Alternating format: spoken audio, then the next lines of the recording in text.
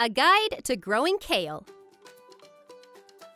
A nutritious substitute for lettuce, cabbage, and collards, kale is a leafy green that's been gaining popularity in recent years. It has high levels of vitamins, minerals, and phytonutrients, with a strong earthy taste. Kale can be used fresh for salads or dried into chips as a healthy snack. Kale varieties. Red Russian. This variety has a purplish color in cooler temperatures. Its leaves are tender and it matures early. Dwarf Blue. A hardy and low-growing variety.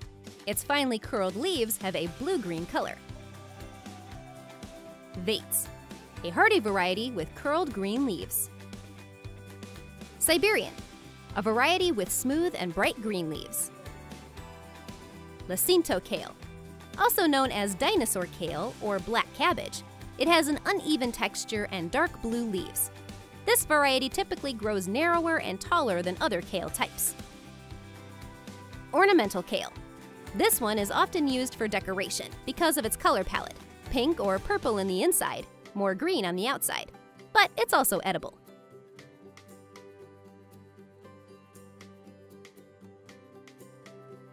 Kale's preferred soil temperature for germination is between 45 to 85 degrees Fahrenheit, 7.2 to 29 degrees Celsius, and it also likes a soil with even moisture. When directly seeding, plant kale a quarter to a half inch, 0.6 to 1.3 centimeters deep, spaced 1 inch, 2.5 centimeters apart, in rows that are about 2 feet, 60 centimeters apart. Thin the kale seedlings once they have 3 to 4 true leaves, so that they're spaced 8 to 12 inches, 20 to 30 centimeters apart. The great news is that the thinnings, the seedlings that are removed, can be eaten. When starting indoors, plant kale seeds 5 to 6 weeks before transplanting. Once they're ready to go into the garden outside, set them at least 12 inches, 30 centimeters apart, in rows that are about 2 feet, 60 centimeters apart. For a fall harvest of kale, plant an early maturing variety, one that takes roughly 50 days to maturity, so that it's not still growing once cold temperatures hit. Kale is a very hardy crop and prefers a soil with a pH between 6.0 to 6.8. It grows best when temperatures do not go higher than 75 degrees Fahrenheit, 24 degrees Celsius. If it gets too hot, kale leaves might develop a bitter, abnormal flavor. Leaves also taste best when they don't suffer any heat or water stress while growing. As well, they taste better when kale gets a small amount of frost in the fall season. Freezing will stop their growth, but typically it doesn't harm them. In some places, kale can even overwinter, which is only possible when winter temperatures hardly go below 32 degrees Fahrenheit, 0 degrees Celsius.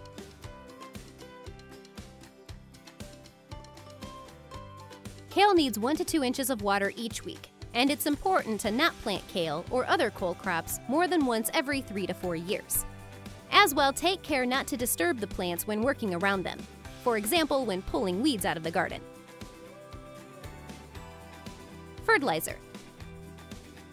Before planting, apply 4 to 6 cups of an all-purpose fertilizer per 100 square feet, 9.3 meters squared, of garden area. Another option is to work well-composted organic matter into the soil. About 4 weeks after planting, apply 1 tablespoon per plant of a nitrogen-based fertilizer, 21 to 0 to 0. Place it 6 inches, 15.2 centimeters to the side of each plant, then water it into the ground. Kale plants need good nitrogen levels to develop their deep green color. If they become pale, and it doesn't look like insects were responsible, side dress the kale plants again. Mulch. Grass clippings, wood chips, or straw make a good mulch and will reduce weed growth while maintaining moisture in the soil. Transplanting best practices. Before transplanting, harden off kale seedlings by lowering their water and temperature intake, doing so roughly 2 to 3 days before setting them outside. Transplants should have 4 to 6 true leaves and a well-developed root system. Once they're hardened off, dig a hole that's big enough to fit the whole root system. Gently loosen the root ball to encourage good development once it's in the soil.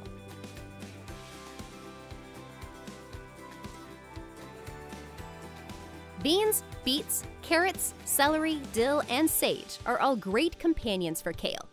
Onion, rosemary, and mint can also help repel pests like aphids or cabbage moths with their smell. Finally, thyme attracts pollinators, as well as predators for troublesome insects, so they're yet another great companion for kale. Peppers, strawberries, and squash should all be avoided near kale. As well, kale stunts the growth of tomatoes, so they should be kept apart too.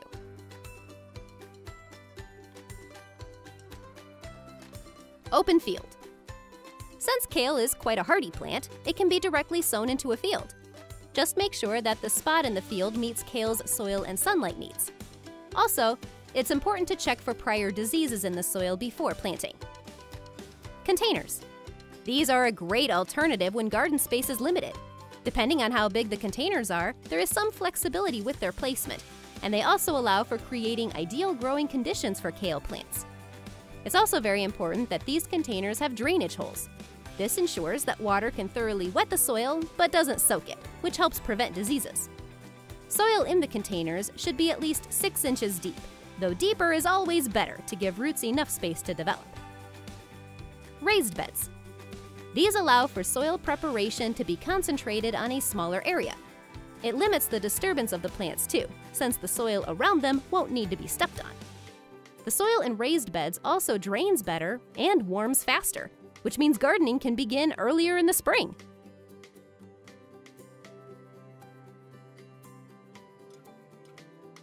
Aphids. These tiny pests come in a variety of colors: green, black, red, light orange, or yellow, and mainly feed on the undersides of leaves and stems. What they're actually feeding on is the sap in plants, which ends up causing the plants damage. Aphids also leave behind a sticky substance called honeydew, and they are a pest that's known to spread diseases.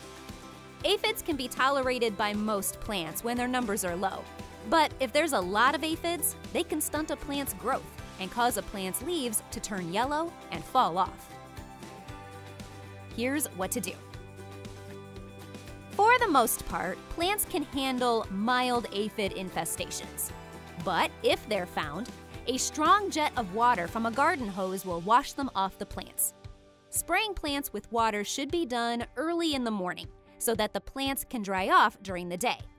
Sticky traps, neem oil, insecticidal soaps, and horticultural oils are also effective against aphids. Just be sure to follow the application instructions on the packaging. Oftentimes, you can also get rid of aphids by wiping or spraying the leaves with a mild solution of water and a few drops of dish soap. One variation includes adding a pinch of cayenne pepper. Soapy water should be reapplied every 2 to 3 days for about 2 weeks. As well, you can try to attract beneficial insects like lady beetles, hoverflies, and lacewings, all of which are important aphid predators. Make sure to check all transplants for aphids before planting. And keep in mind that aphids aren't very mobile, so it's not uncommon to find one heavily affected plant surrounded by plants that are fine. If this is the case, simply remove and destroy the infected plant. Cabbage Looper. Light to dark green caterpillars with wavy white lines on their back and sides, and a distinctive arch in their back when they move. They feed on the leaves of a plant, which is also where they hide, causing ragged, large holes to appear. The damage they cause to plants is often quite severe. Here's what to do. Looper numbers are usually held in check by their natural enemies, other insects. If they do become problematic, loopers can be hand-picked from the plants.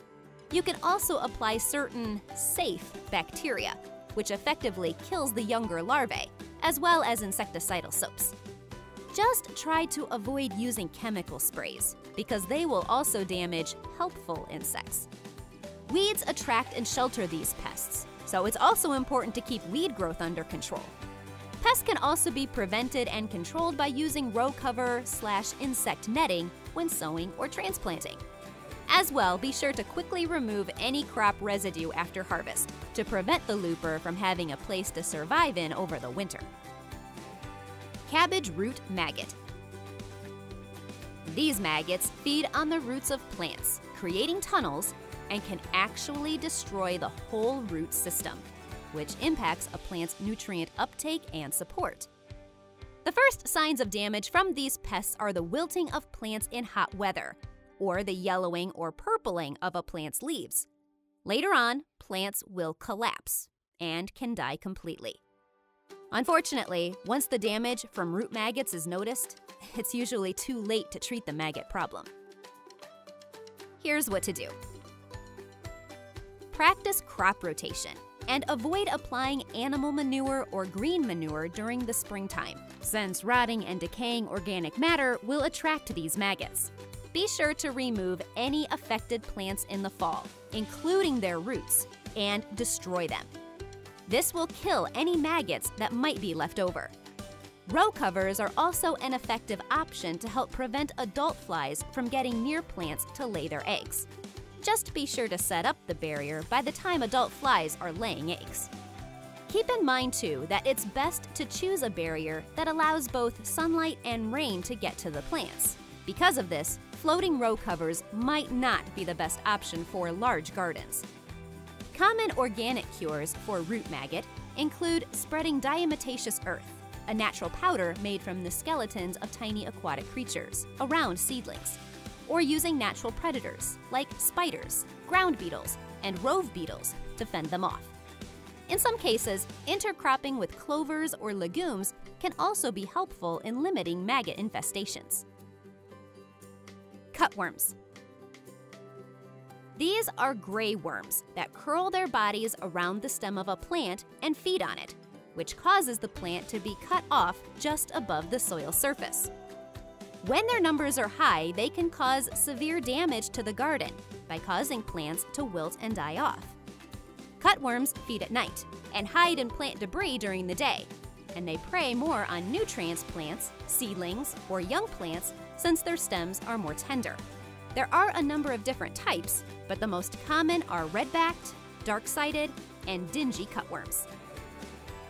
Here's what to do. Hand pick any cutworms from the plants after dark, when they're most active. Also, keep a 3 to 4 foot buffer of dry soil along the edge of the garden to make it unattractive to cutworms. As well, remove plant residue to help reduce egg-laying sites, and get rid of weeds which can host young cutworm larvae. Be sure to till the garden before planting, which helps to expose and kill any larvae that might be present. Also, use compost instead of green manure, since manure might encourage egg laying. As well, try placing aluminum foil or cardboard collars around the plants to create a barrier, which will stop cutworm larvae from feeding. Simply place the collars around the plants so that one end is pushed a few inches into the soil and the other end is several inches above the ground. Adding a layer of mulch will also help to prevent any cutworms from reaching the soil surface, and natural predators like wasps and ground beetles also help to control cutworm infestations. Finally, try spreading diatomaceous earth, essentially a soft powder made from the bones of tiny aquatic creatures, around the plant's base. This creates a sharp barrier that will keep cutworms out. Flea beetles. Small beetles that are either black, a blue color, bronze, gray, or sometimes striped. Flea beetles jump when they're disturbed, and they also shimmer in the light. Flea beetles feed on leaves and seedlings, and the damage from their feeding habits can stunt a plant's growth, reduce yields, spread diseases, or kill seedlings off entirely. Young plants are especially vulnerable, while older plants can survive an infestation much better. Here's what to do. Use a lightweight floating row cover at the beginning of the season to prevent flea beetles from becoming an issue. There's also a homemade spray that uses 2 cups of rubbing alcohol, 5 cups of water, and 1 tablespoon of liquid soap that can work to repel these bugs. Test out this mixture on a single leaf first. Let it sit overnight, then spray the rest of the plant if there aren't any side effects. Dusting plants with plain talcum powder can also help, as well as using white sticky traps to capture these pests as they jump. As well, weeds attract and shelter flea beetles, so it's important to keep weed growth under control. Insecticides might help for about a week, but they'll need to be reapplied. And adding a layer of mulch is yet another option. Be sure to practice crop rotation and plant seeds early to give them lots of time to establish themselves before the beetles become a problem. Mature plants are less susceptible to damage, so make sure to protect more vulnerable seedlings. Nematodes. Also known as roundworms, nematodes are microscopic worms that live in the soil, as well as inside plant tissue. They stunt the growth of plants and cause galls, swelled growths, to form on a plant's roots, leaving them quite deformed. As well, leaves can become pale and twisted. Crops will eventually turn yellow from the damage and will then wilt in hot weather. A plant's yield can be affected by nematode damage, and in extreme cases, plants can die off entirely. Here's what to do. Practice crop rotation and plant resistant varieties. As well, be sure to remove infected plants or plant residue to prevent nematodes from spreading to the next round of crops. Plant roots can be checked for galls, swelled growths, either mid-season or earlier if symptoms appear. If any galls are found, those affected plants should then be removed. Also, avoid spreading nematodes by thoroughly cleaning any garden equipment and by not moving any infected soil.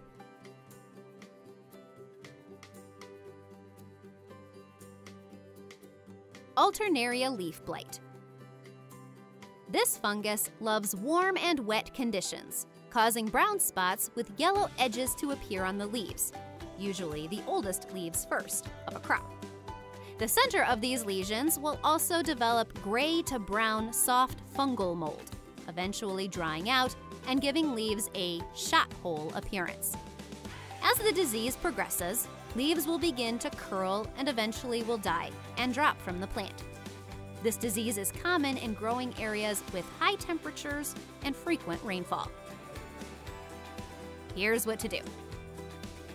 Plant certified disease-resistant seeds when possible, and water plants from below to avoid having soil splash up onto the lower leaves of the plants.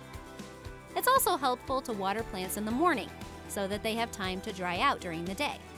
In addition to watering plants from below, it's also helpful to provide a well-ventilated cover for the plants to protect the plants from rain. Be sure to clean any equipment between uses to prevent the spread of bacteria, and do not prune or handle plants when those plants are wet. As well, establish a crop rotation and stick to it. If there are any blighty leaves present, usually on the bottom of the plant closest to the soil, remove and destroy them.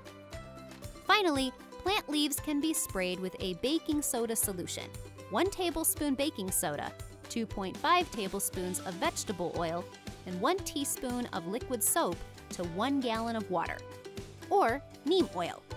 Just take care not to use neem oil when pollinating insects, like bees or other beneficial insects are present. Spray only a few leaves to start, then check for a reaction before applying every 2 weeks. Black rot. A soil or seed-borne bacteria that causes distinct lesions to form around the outsides of leaves.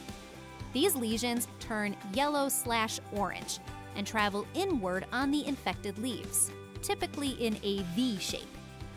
As well, these lesions might come together and give plants a scorched appearance. Leaf veins will then turn dark, and the stems of the plant might become discolored as well, with some dark rings on them. Leaves might wilt, dry out, and drop, and plants can eventually die. Black rot can happen at any stage of the growth process and can be spread by splashing water, equipment, wind, people, or insects. The disease typically emerges in moist, warm conditions. Here's what to do. Plant disease-free seeds or resistant varieties when possible, But before planting, soak the seeds in 122° Fahrenheit water for about 25 minutes to kill any lingering bacteria. Keep in mind that soaking seeds this way isn't 100% effective against black rot and might actually lower the seed's germination rate. As well, practice a 2-year crop rotation and only use clean, sanitized tools near any crops. Wash tools with a diluted bleach mixture, about 1 part bleach to 10 parts water. Then rinse with cool water and towel dry after each use. It's important to control the growth of weeds and to follow the recommended plant spacing to increase airflow around plants, while also allowing plants to dry their leaves quicker. Be sure to remove and destroy any infected plants and avoid overhead watering. Damping off. This is one of the most common problems when starting plants from seed. Seedlings will emerge and appear healthy. Then suddenly they'll wilt and die for no obvious reason. Damping off is caused by a fungus that thrives in moist conditions, and when soil and air temperatures are above 68° Fahrenheit. It can also thrive when soils have too much nitrogen fertilizer. This fungus favors slow-growing, deeply seeded plants. The stems of affected plants become water-soaked and will eventually collapse, while roots become too water-soaked and damaged to function. Older plants can also be affected, and either those older plants become stunted or they will collapse. Damping off can be spread 3 different ways, either in water, by contaminated soil, or on gardening equipment. Here's what to do. When possible, plant disease-free seeds. Keep seedlings moist, but avoid overwatering the seedlings to keep the soil from getting too wet. And try to keep the soil from getting too cold. Raised beds are usually a great option for planting, since raised beds help with drainage. Also, avoid over-fertilizing seedlings, and thin the seedlings out to avoid overcrowding, and to make sure the seedlings are getting good air circulation. If containers are being used, those containers should be thoroughly washed in soapy water and then rinsed in a 10% bleach solution after each use. If any plants are affected with damping off, remove them from the garden and then practice a crop rotation of 2 to 3 years. Harvesting. The lower leaves of a kale plant can be cropped at any time. If the central bud and inner rosette are left alone, the plant will grow new leaves until its growing cycle is over. Then, the whole plant can be taken out once it's mature enough. Harvest fall kale about 2 to 3 weeks after the first fall frost. When kale is allowed to experience a light frost, its leaves will have the best taste and quality. Harvest spring kale before summer temperatures get too high. That's because high temperatures can decrease the quality of kale, causing it to have a more bitter, abnormal flavor. Storage. Kale leaves can be stored in an airtight bag in the fridge for 3 to 5 days. The whole plant can also be stored under the same conditions for about a week.